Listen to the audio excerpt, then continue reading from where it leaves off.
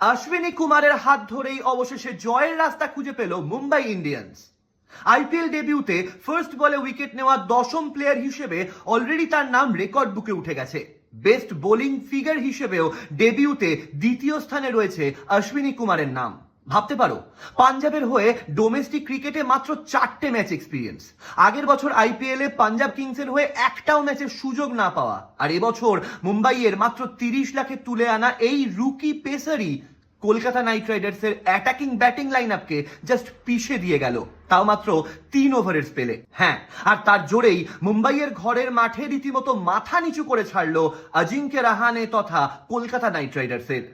এমনিতেই 116 রানের টার্গেট আজকের দিনের টি-20 ক্রিকেটে 8-10 ওভারেই তুলে দেওয়া যায়। মুম্বাইয়েরও মাত্র 13 ওভার থেকে 1 বল কম লাগলো টার্গেটে পৌঁছতে, যার মধ্যে রায়ান রিকেলটনের একটা অসাধারণ 62 রানের ইনিংস আর একটা 9 বলে 27 রানের স্কাই ক্যামিও।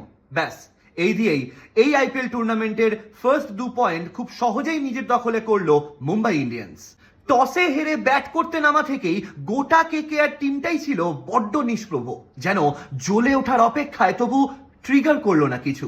একই দিনে টিমের সবচেয়ে ভরসাযোগ্য ব্যাটার্স ডিকক এবং অজিঙ্ক্য যদি তাড়াতাড়ি আউট হয়ে যায়, তবে টিমের মিডল অর্ডার্সের রেসপন্সিবিলিটি সবচেয়ে বড় প্রশ্নের মুখে দাঁড়ায়। তবে কলকাতার তরুণ ব্রিগেড কিছুটা হলেও সামাল দিয়েছে টিমকে লজ্জাজনক স্কোরের হাত থেকে বাঁচাতে।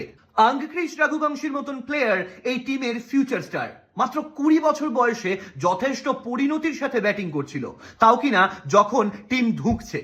এছাড়াও রমনদীপ সিং এর 12 বলে 21 রানই শেষ পর্যন্ত 116তে নিয়ে যায় ফাইনাল স্কোর।